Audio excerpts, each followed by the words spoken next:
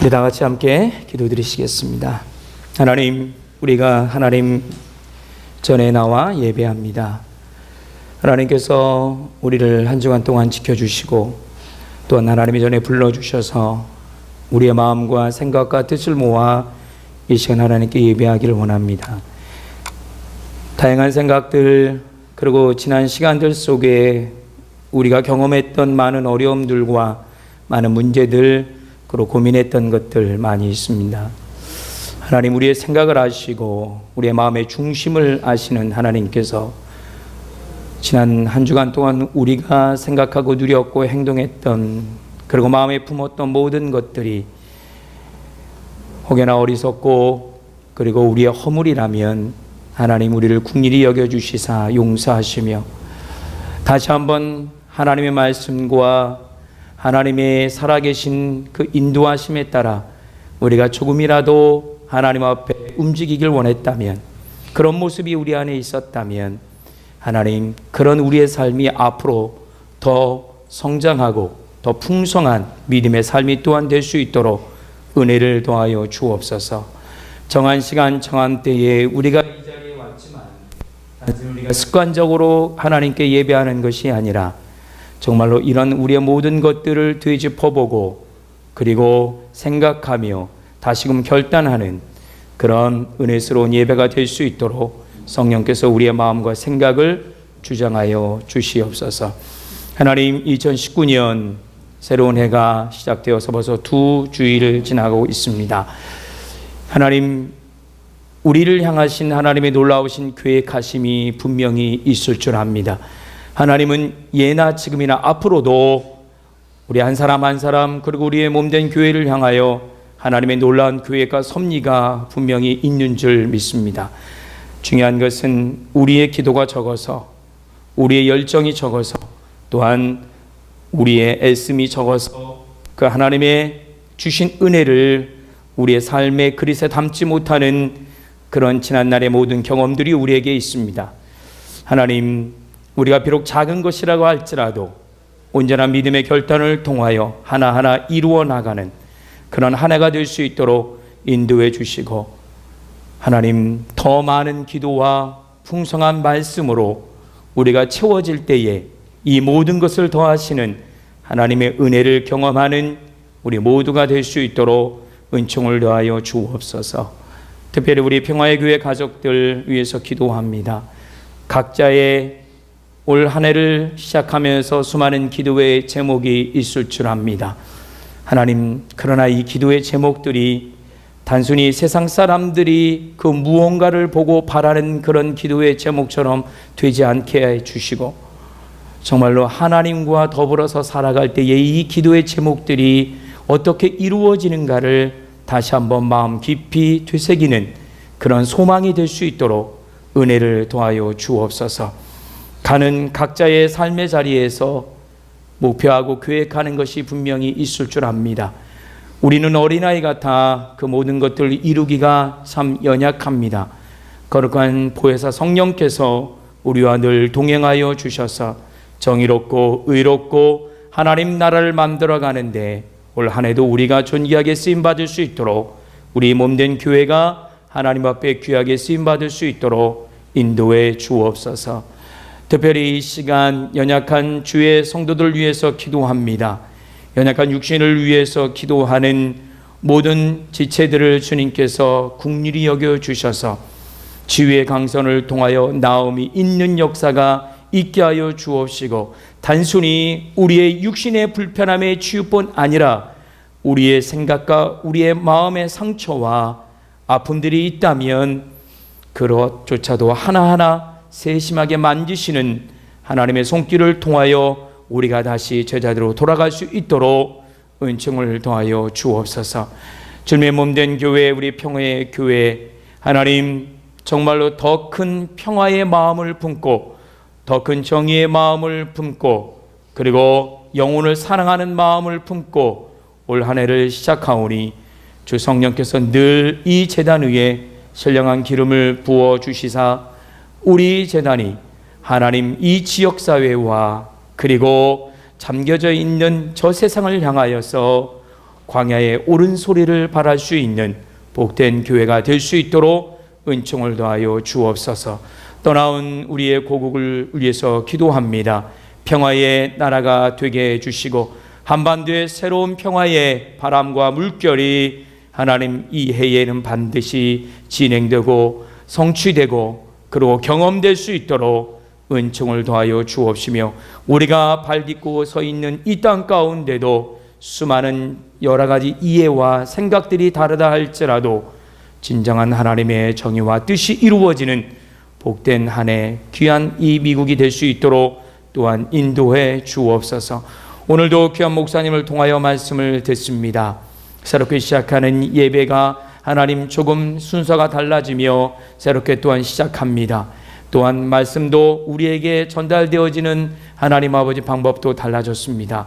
이 모든 것들이 하나님의 영광이 되게 하시며 우리에겐 더 큰 유익과 기쁨이 되는 귀한 예배가 될 수 있도록 인도하여 주옵시고, 말씀을 전하시는 목사님에게 능력을 더하여 주시사 듣는 자와 전하는 우리 모두 다가 은혜 받는 복된 시간이 될 수 있도록 인도해 주옵소서. 오늘도 예배를 위해서 찬양으로 섬기는 성가대를 주님 기억하시며 저들의 마음 중심에서 드리는 하늘의 소리를 주님 흠양하여 주시고 듣는 우리에게도 한없는 평화의 시간이 될 수 있도록 역사해 주옵소서. 우리의 모든 예배를 주님께 온전히 올려드리오며 사랑 많으신 예수님의 이름으로 간절히 기도드리옵나이다. 아멘. 우리가 새해 들면 건강과 축복을 많이 기원을 하는데요. 건강은 결국 우리의 수명과 연관이 됩니다. 신약 성경에는 나이가 강조되는 그런 인물들이 없지만 구약을 보면 특히 창세기에는 나이가 강조되는 인물들이 아주 많이 나옵니다. 우리 믿음의 조상인 아브라함은 120살까지 살았고요. 우리 주일학교 때부터 교회를 다닌 분들은 주일학교 때 성경 퀴즈 하면 꼭 나오는 성경에서 가장 오래 사는 사람은 그러면 무드셀라 969세예요. 다행히 아주 외우기 좋은 숫자라요. 969 이렇게 외우면 되는 것이고요. 또 노아도 한 950세까지 살았다고 합니다. 신앙과 이 건강을 연결시켜서 이런 강조하고 다니는 의사분들이나 이런 분들 보면 여러분들 막 이렇게 하나님 말씀에 충실하고 건강 관리 이렇게 저렇게 하면 우리 모두가 아브라함처럼 살 수 있습니다. 한 120살까지는 살 수 있습니다. 그런 말 하는 분들 많이 있어요. 근데 저는 그런 강좌를 직접 찾아가서 들은 적은 없지만 신문 지상을 통해서라도 보고 늘 의아한 게 있었습니다. 이왕 그러면 969세까지 살라 그러지 120세까지 살 수 있다고 자신감을 주나 이런 생각도 해봤습니다. 이런 구약의 나이들에 대해서는 그럼 이걸 어떻게 봐야 될까? 정말 사람이 969세까지 살았나? 라고 하는 데 대해서는 아주 다양한 주장들이 있습니다. 첫 번째는 그냥 그 숫자가 상징적인 숫자다 이렇게 주장하는 사람들도 있습니다. 뭐냐면 본래 이제 그 성경이라는 것이 창세기 이런 것들은 굉장히 오래된 역사를 기록하고 있지만 쓰여진 것은 기원전 6, 7세기, 6세기, 5세기 바빌론의 포로로 끌려갔다 와서 쓰여진 거잖아요. 창세기도 그때 쓰인 겁니다. 출애굽기도 기원전 1200년을 중심으로 일어난 일이지만 실제로 쓰인 것은 바빌론 포로기 이후에 기원전 5세기, 6세기경에 쓰인 겁니다. 그러니까 바빌론에 가보니까 바빌론 문명이 얼마나 뛰어나요. 근데 거기가 이제 좀 과장이 심한 거예요. 어떤 왕은 몇천 세까지 살았고. 그래서 나중에 이제 학자들이 연구를 해보니까, 다시 이스라엘 사람들이 본토로 귀환을 한 뒤에 우리가 왜 질소냐? 우리도 우리의 믿음의 조상들을 한번 왕창 살게 해보자. 그래가지고 이렇게 나이를 과장했다라고 하는 것이죠. 그런데 그것이 언제까지냐면 홍수기 이전, 노아의 홍수기 이전. 여러분 노아의 홍수기 이후에 보면 성경 보면 이렇게 오래 사는 사람 없습니다. 정말 아브라함이 120세 산 게 최고고요. 많이 오래 사는 사람이 없습니다. 그러니까 홍수기 이전 사람들은 바빌론 문화의 영향을 받아서 좀 과장됐다. 근데 바빌론의 그 나이법을 한번 계산을 해보니까 한 10분의 1로 나누면 된다는 거예요. 이제 이게 그나마 이제 이것을 학자들이 연구한 결과입니다. 한 10분의 1로 나누니까 무드셀라 하면 얼마입니까? 96.9세. 그래도 그 당시에 의료 기술이나 영양 상태를 고려하면 굉장히 오래 사는 거죠. 이런 주장도 있습니다. 그다음에 또 어떤 주장이 있냐면 나이 계산법이 틀렸다. 계절마다 한 살씩 먹었다.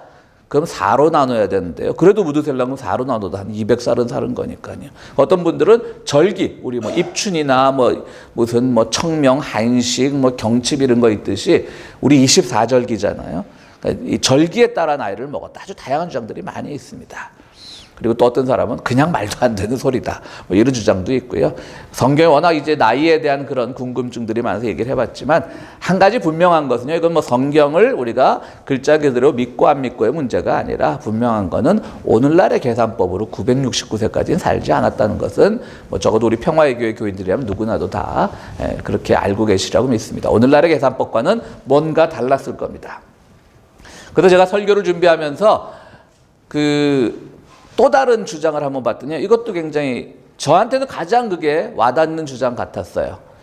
그게 왜 와닿는 주장이었냐면 하나님의 나이 계산법은 하나님의 기준으로 시간을 본다라고 하는 겁니다. 그래서 그가 말하기는 하나님이 이 사람이 그냥 뭐 설사 짧은 생애를 살았다 할지라도 그가 정말 하나님의 삶에 충실한 그런 삶을 살았다면 하나님은 그냥 그 나이를 나중에 성경 말씀을 통해서 굉장히 후하게 해주신다는 거죠.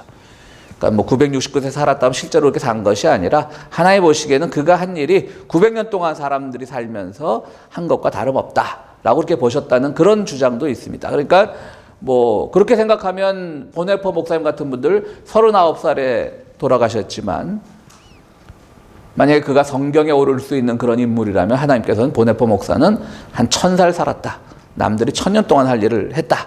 이렇게 기록도 하셨을 수도 있고요. 어떤 의미인지 아시겠죠? 뭐 우리나라로 오면 정말 30대 초반에 일본에서 옥사한 윤동주 시인 같은 분들 다 그렇게 오래 산 분들이 되는 거죠. 그런 여러 가지 이야기들이 있습니다. 어쨌든 어느 하나 신학적으로 이것이 옳다라고는 말할 수 없고요.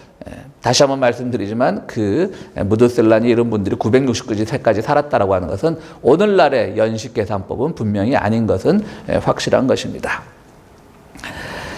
제가 왜 이 나이 얘기로 시작을 하냐면요. 우리가 뭐 나이를 먹다 보면 우리 길동무 회원들도 있는데 제가 그 앞에서 나이 얘기를 해서 죄송합니다만 저만 해도 한 3, 4년 전부터 이제 새해 그야말로 뉴 이어 레솔루션 새해 다짐 같은 게 없어진 것 같아요.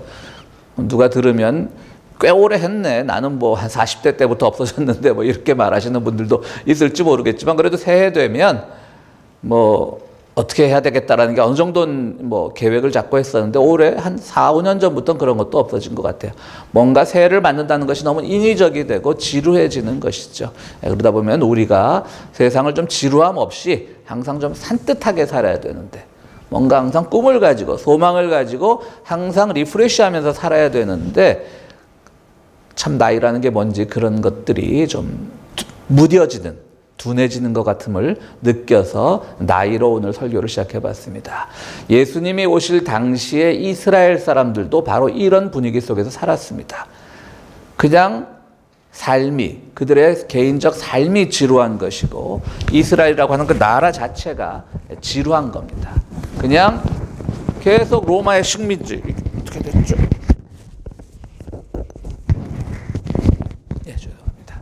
로마의 식민지 속에서 살아가면서 메시아 이 열악하게 살아가는 이스라엘에게 메시아를 보내서 구원을 해주겠다고 약속을 하셨는데 구약의 마지막 예언자인 말라기 이후에 400년 동안 예언자도 없었잖아요. 그러니까 사람들은 지루한 겁니다. 언제쯤 메시아가 올까? 사람들이 점점 지루하다 보니까 시르에 빠지게 되는 것이죠. 좌절에 빠지게 되는 것입니다. 그런데 어느 날 세례 요한이라는 사람이 나타나게 되는 겁니다. 그래서 오늘 마가복음을 보면요.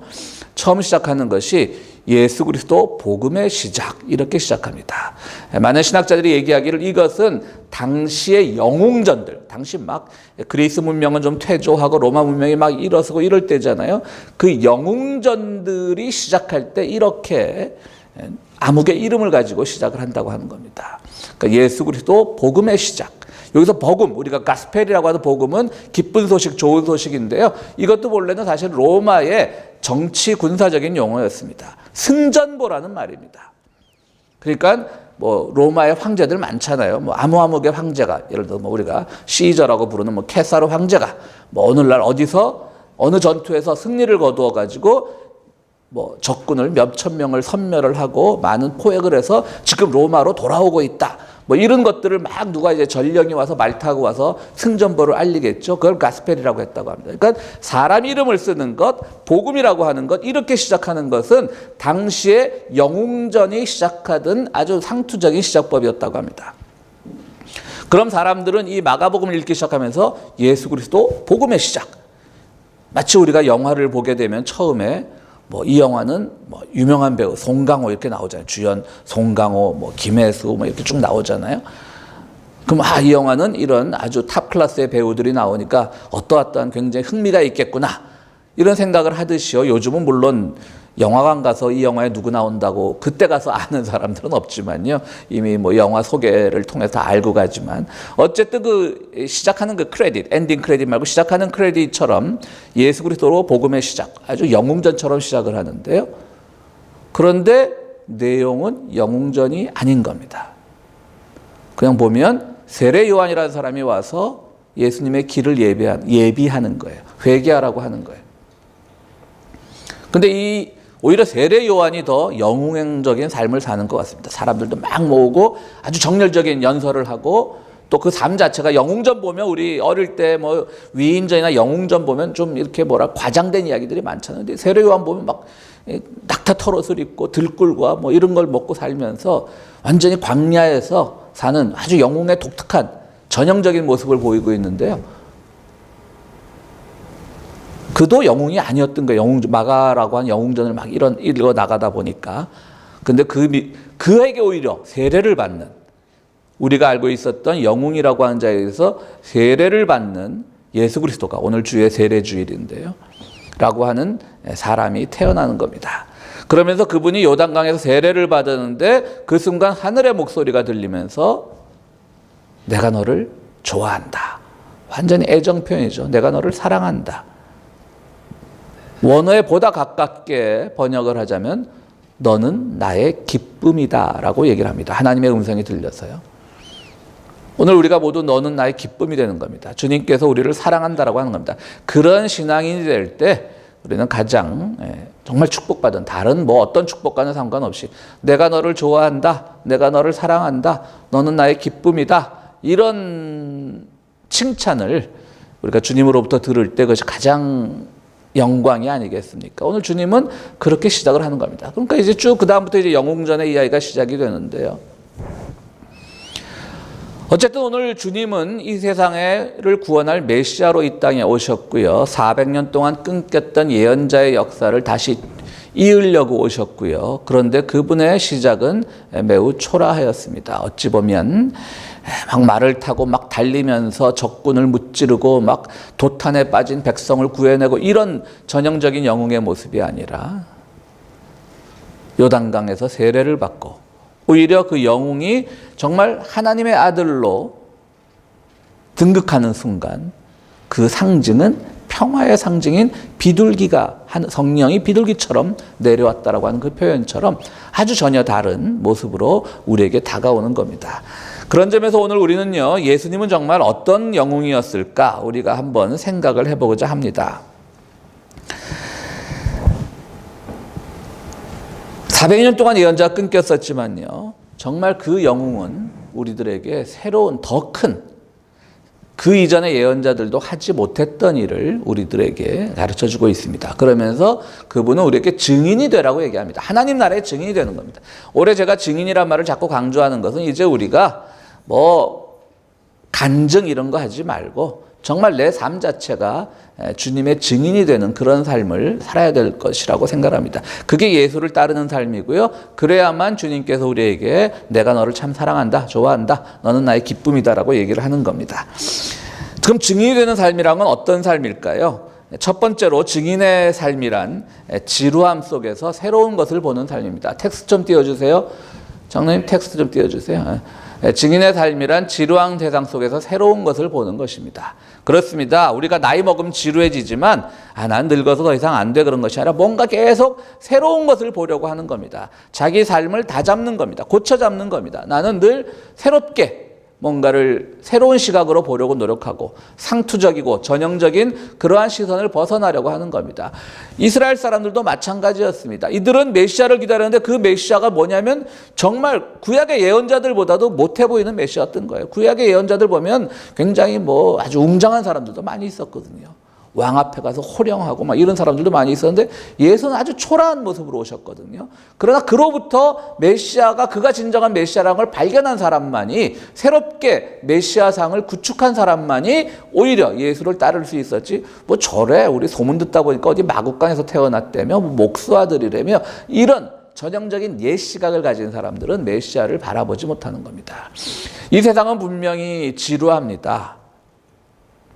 나이를 먹는 것도 지루하고 세상이 맨날 그대로 흘러가는 것 같아서 지루하고, 그러나 우리는 그 지루함 속에서 새로운 것을 발견해야 되는 겁니다. 우리가 뭐 작년에 얼마나 남북한이 평화가 금방 올 것으로 그렇게 기대를 했을까. 근데 겨우 1년이에요.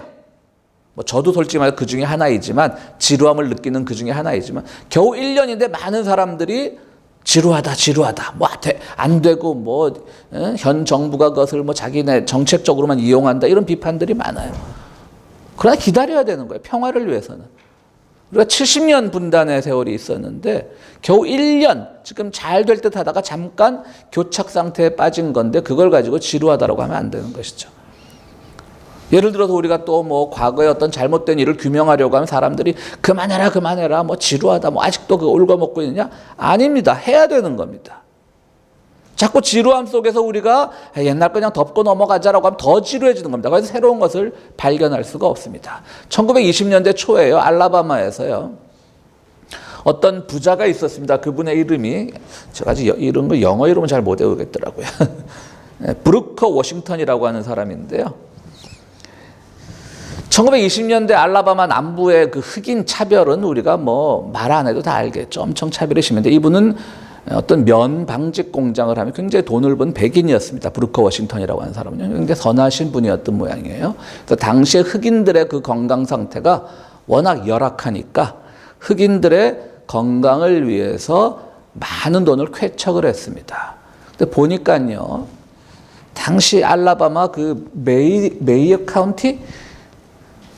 메이컨 카운티라고 하는 마을에 사는 흑인들 중에 무려 35%가 정말 매독이라고 하는 그 성병에 걸려 있는 걸 발견을 합니다. 그래서 이분이 돈을 쾌척을 해서 흑인들의 전반적인 건강도 관리하고 당장 이것을 치료할 수 있게끔 이제 많은 돈을 이제 쾌척을 한 건데요. 1920년대가 언제입니까? 바로 1929년대 후반에, 29년인가요? 미국의 대공황이 찾아옵니다.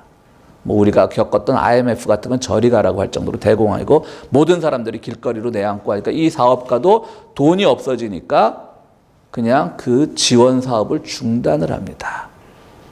근데 여러분, 여기서 놀라운 일이, 그러니까 여기서 아주 나쁜 일이 발생을 합니다. 놀라운 하면 좀 선한 의미 같은데, 뭐냐면 계속 그 의료진들, 흑인들의 그 성병 상태를 연구하던 의료진들이요, 아주 큰 사기를 칩니다. 더 이상 돈이 나오지 않으니까 뭐 그들을 치료를 할 수 없으니까 이 메이언 카운티의 그 흑인들 35%의 흑인들 중에 아주 극소수만 샘플링해서 그들에게는 정말 그 병을 치료할 수 있는 약을 투여를 하고요. 나머지 대다수에겐 투여를 하지 않고 투여하는 척만 했다는 겁니다. 왜? 연구를 위해서. 근데 문제는 그 투여하지 않는 그 대상들, 대다수의 흑인들은 자기들이 지금 걸린 그 성병을 치료받고 있는 줄 알았다라고 하는 것이죠. 정말 나쁜 일이시죠, 여러분. 차라리 솔직하게, 이제 우리가 대공황이라 돈이 없어서 더 이상 연구를 못하게 됐습니다. 여러분, 정말 아프고 슬픕니다. 여러분들 어떻게 하면 좋겠습니까? 같이 의논을 해야 되는데, 일부 샘플링은 치료를 하고 대다수의 샘플링은 아예 그냥 밀가루 약 같은 거 주면서 이게 그 약이라고 했던 것이죠. 그리고 그들이 죽으면 뭐 그 당시로는 큰 돈이겠지만 50불을 주면서 시신을 인수받아가지고 부검을 하면서, 그것 때문에 뭐 미국의 의학이 어느 정도 발전했을지 모르겠습니다만은, 그 성병의 아주 특효 치료약인 페니실린이 그 특효약이라는 게 발견된 게 1947년이라고 하는데요. 그 이후에도 이 실험은 계속됐다고 합니다. 그리고 1972년에 가서야 이러한 사실이 밝혀졌다고 합니다. 여러분 50년이 흐른 겁니다. 50년. 끝까지 밝힌 겁니다. 그리고 끝까지 그 당시 피해자의 유가족들은 얼마나 억울해요. 자기들은 다 나라로부터 치료 잘 받은 줄 알고 있었는데 그게 다 거짓 치료였던 거예요. 정부를 상대로 소송을 했고요.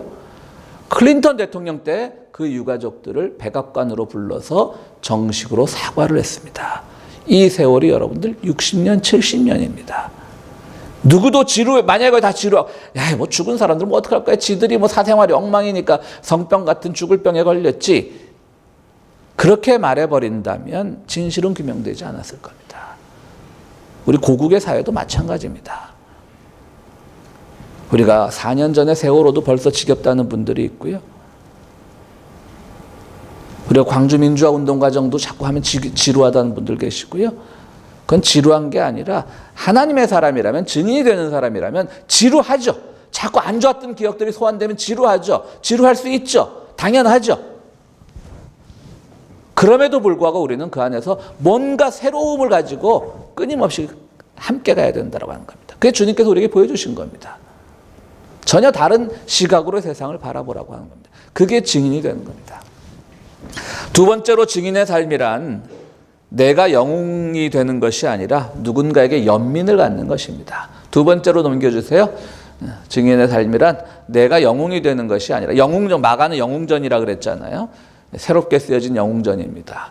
내가 영웅이 되는 것이 아니라 누군가에게 연민을 갖는 것입니다. 우리가 살다 보면 늘 자기가 중심에 서고 싶고 그런 경우 많지만요.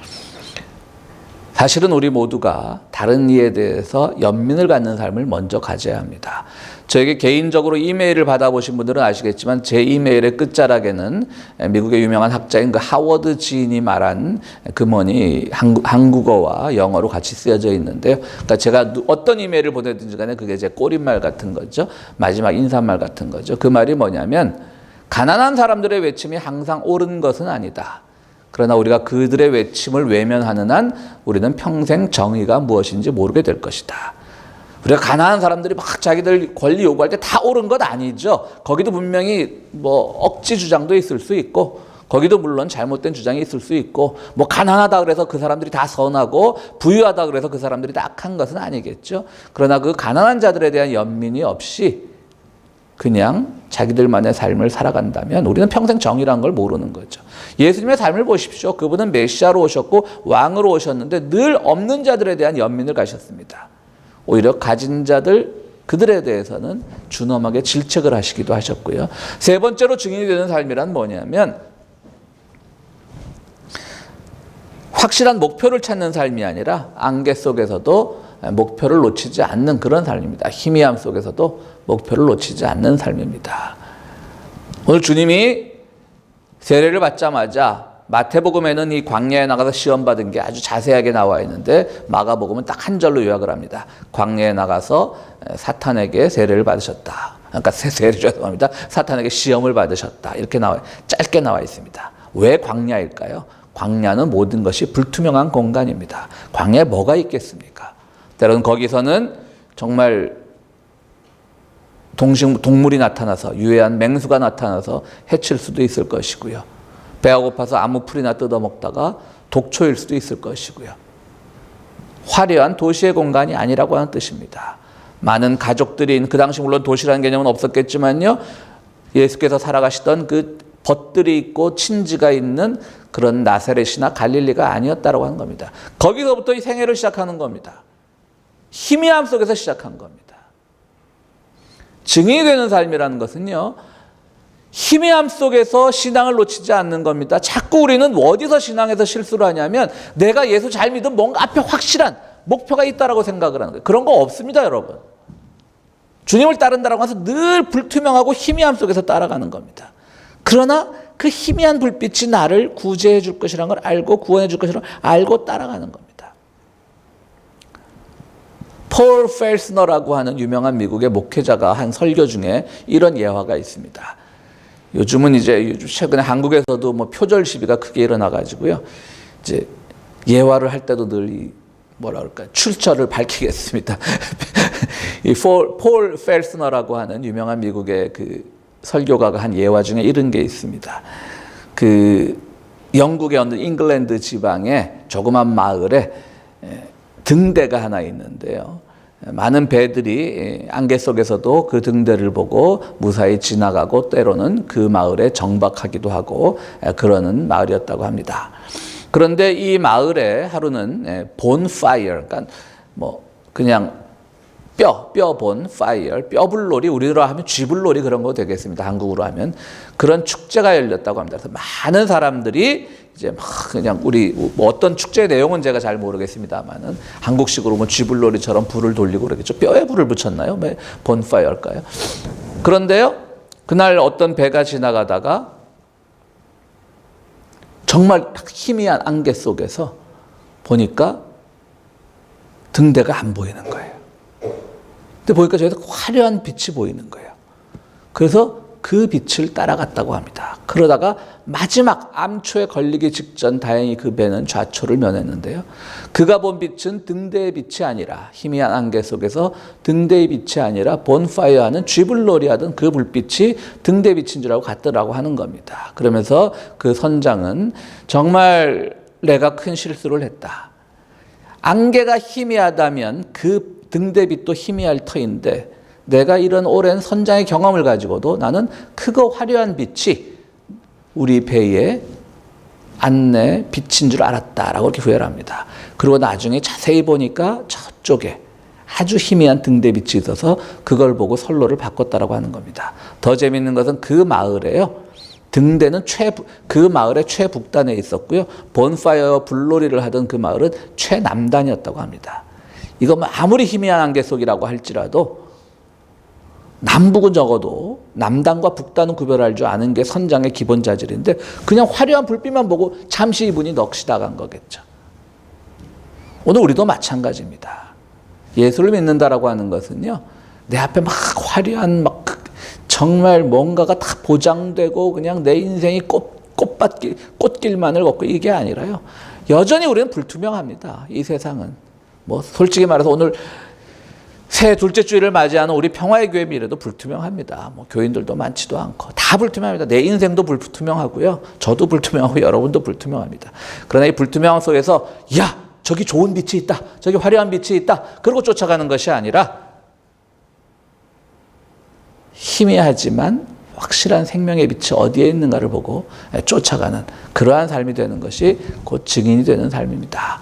여러분들 너무 우리 교회를 섬기는 데 있어서 야 무슨 교회가 45년 동안 이렇게 늘 뭐 또 아니라고 하시는 분들도 계시겠지만 예전엔 부흥했었어 라고 하시는 분들도 계시겠지만 어쨌든 늘 우리가 뭐 교인 뭐 이런 성장하지 않음에 때로는 지루하고 또 우리 사회 속에서 경험하는 많은 일들이 우리로 하여금 지루하게 하고 할지라도 늘 우리는 그 안에서 지치지 마시고 새로움을 가져야 되고요.